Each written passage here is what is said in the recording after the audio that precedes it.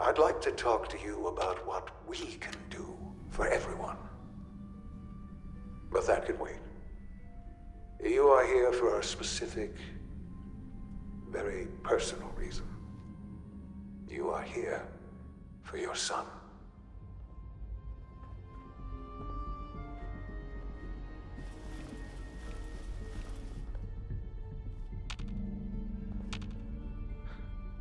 Sean? Huh?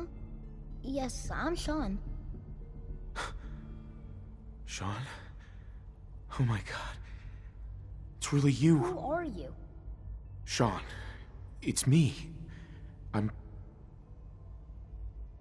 your dad. Father, what's going on? What's happening? Yes. What's going on? It's me. Father? Your dad. Father! I'm here, Sean. Shh. It'll be okay, Sean. I'm here now. I don't know you. Go away. Father! Father, help me! There's someone here, help me! Please, Sean. I'm your father. Talk to me. Just open the door. Father? Father, help me! He's trying to take me! Father? Father, help me! Sean. S923, recall code Cirrus.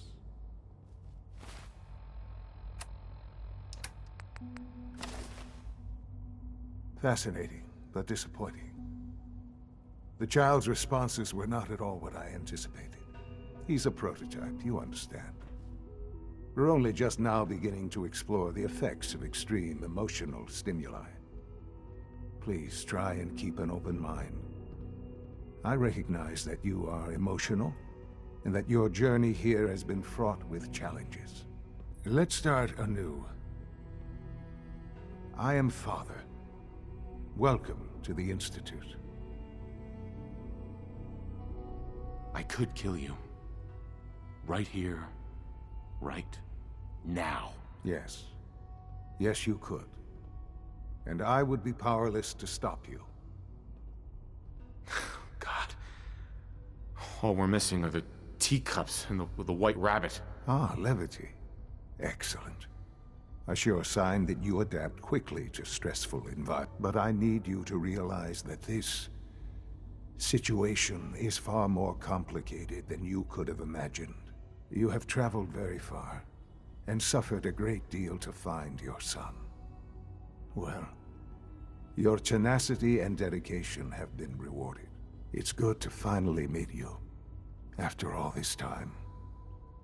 It's me. I am Sean. I am your son. Oh, come on! That's crazy. I assure you, I am completely sane and entirely honest. In the vault, you had no concept of the passage of time. You were released from your pod and went searching for the son you'd lost. But then you learned that your son was no longer an infant, but a 10-year-old boy. You believed that 10 years had passed. Is it really so hard to accept that it was not 10, but 60 years? That is the reality. And here I am, raised by the Institute, and now its leader. They stole you. Kidnapped you. Wasn't right. Right, wrong, irrelevant. It was necessary. The Institute believed humanity's future depended on it. At that time, the year 2227, the Institute had made great strides in synth production. But it was never enough. Scientific curiosity and the goal of perfection drove them ever onward. What they wanted was the perfect machine. So they followed the best example thus far. The human being. Walking, talking, fully articulate, capable of anything. Human synths? Really? Human-like synths. A great distinction. The Institute endeavored to create synthetic organics. The most logical starting point, of course, was human DNA. Plenty of that was available, of course. But it had all become corrupted. In this wasteland, radiation affected everyone. Even in their attempts to shield themselves from the world above, members of the Institute had been exposed. Another source was necessary. But then the Institute found me, after discovering records from Vault 111. An infant, frozen in time, protected from the radiation-induced mutations that had crept into every other human cell in the Commonwealth. I was exactly what they needed. And so it was my DNA that became the basis of the synthetic organics used to create every human-like synth you see today. I am their father. Through science, we are family. The synths, me, and you. 60 years. So much time. Wasted. I know. I know you must have questions. Please. Anything I can do to help you understand. Kellogg. He worked for you? Kellogg. He was an Institute asset long before I arrived here. It wasn't until I became director that I learned of all the things he'd done. What kind of man he was. You knew the man was a psychopath, but you used him anyway? Would you have preferred that I turned him loose on the Commonwealth? At least keeping him on a short leash kept the collateral damage to a minimum. The Institute took advantage of Kellogg's vicious nature. I will freely admit that. Institute technology prolonged his life, and his usefulness far beyond any normal human lifespan. He never failed the Institute, but his cruelty became more apparent with every completed objective. I won't lie. It's no coincidence your path crossed his. It seemed a fitting way to allow you, us, to have some amount of revenge. What else can I say to ease your mind? Your mother. She never got to see you grow up? Yes. What happened to her was... I've gone over the records of the incident, of course. It seems her death was an unfortunate bit of collateral damage. Collateral damage? Is that all she was to you? I forget that it's been such a short time for you. I don't have any direct memories. And I've had my entire life to cope with the loss. Has it always been easy? Of course not. But I've done my best to move on and live my life.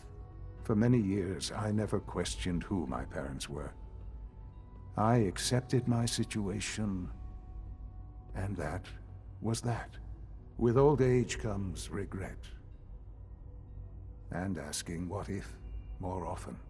But what matters now is that you and I have a chance to begin again. What else can I say to ease your mind? I think I've heard enough for now. Very well. The Institute is on the verge of some important breakthroughs. Your presence would be appreciated as we approach them. I've been a part of something amazing here. I've helped to build a life for myself and the people of the Institute. And now, after all these years, you have an opportunity to help with that. Doesn't that intrigue you? Isn't that what you want? You want me to stay here? In the Institute? Yes. That is what I propose. Is it so hard to imagine? The Institute can provide a better life than anything above ground. You've been in the Commonwealth. You've seen what it's like. I assure you that you are better off with us. Things are pretty terrible up there. I've seen it myself. I know. That is why we are so committed to creating a better life for ourselves here. And it's a life that you can now be part of.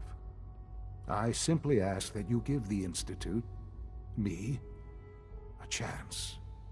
A chance to show you what I've been telling you. We really do have humanity's best interest at heart. Will you take that chance? All right. Thank you. The Institute is now your home, as much as it is mine. Please take some time, get to know it. Meet the people you'll be working with. You'll want to introduce yourself to the division heads. Dr. Fillmore in Facilities, Dr. Ayo in SRB, Dr. Holdren in Bioscience, and finally Dr. Lee in Advanced Systems. They've all been notified of your arrival, of course. Meet them, and then we'll discuss what comes next. Sean, about this synth. You mean the child? It's a fascinating project, really. There are issues to be solved, of course, but we've made remarkable progress.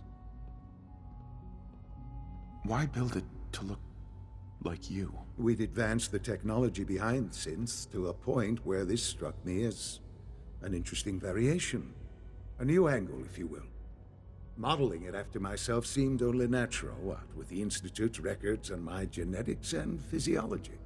I'll make sure it's brought back online in the near future. You'll have an opportunity to interact with him further. But I'll admit I'm curious. As a parent looking for a child, looking for the younger version of me, what do you think? Do you think you could love him? Like you would a real boy?